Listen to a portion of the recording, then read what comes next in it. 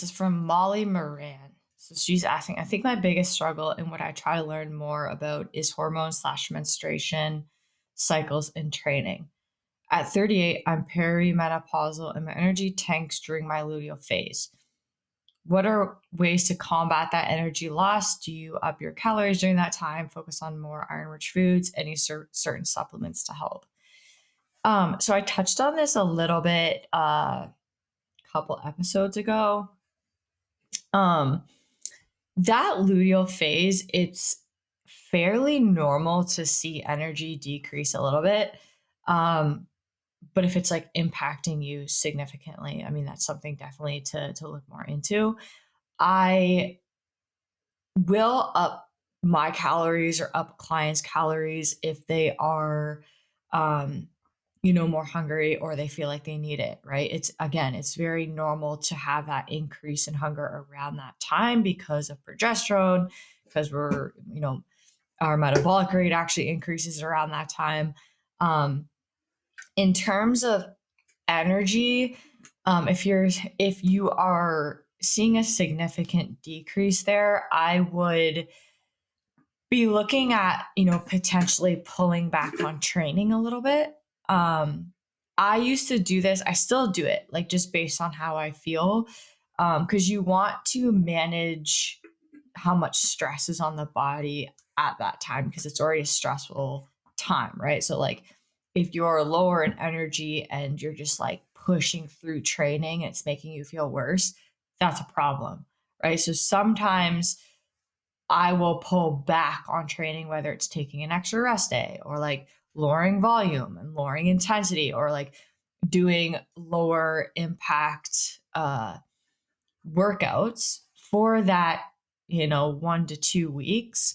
And that way you typically will feel better once it's over, right? Your body's going to be under less stress that way.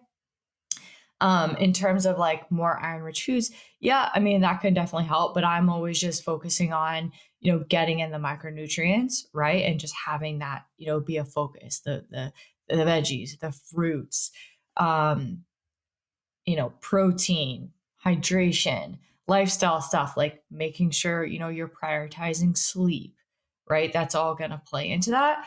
Um, Another thing with our menstrual cycle that we have to take into consideration is what did our past like 2 months look like, 1 to 2 months, because that can significantly impact our PMS symptoms. So if we have like a really stressful month, we can see that showing up in our PMS symptoms. They can essentially get worse. Um, so obviously stress management, becomes really important. Um, any certain supplements to help.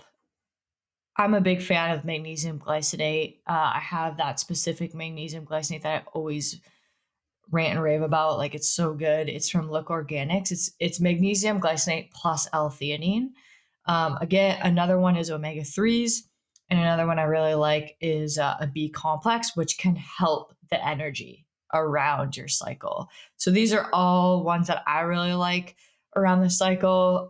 Big one is that magnesium. I usually up the dose around it as well. Um, in terms of like if this continues to like if it's like significantly impacting you like in a very negative way, like there is some normalcy to this, right? Like energy and things like that decreasing. But if it's really impacting the quality of your life, I would be getting some testing done. You are perimenopausal, so there are changes happening there. So I would get some testing done and see, what is going on under the hood. And then that way, you can obviously, like, you would have to be working with someone, whether it's like, a naturopathic doctor or like a nutrition coach who like really knows what they're doing. Because what I do is like I will get this testing done, um, and then I will implement specific things based off the testing, but symptoms too. Like we have to treat the client or the patient and not just the labs. That's really important, but it can give us a good understanding or like baseline of like what is going on, and if we can add in certain supplements or things like that that can help aid what you're doing right now. But the lifestyle factors, the diet, the micronutrients, sleep, um, all of that is going to play into PMS symptoms. So it's going to be And different. It kind of depends on the person. It's hard yeah, to say exactly or give you like definitive answers of like what to do. it's Um, very personal. yeah, but those are like my general Yeah. recommendations.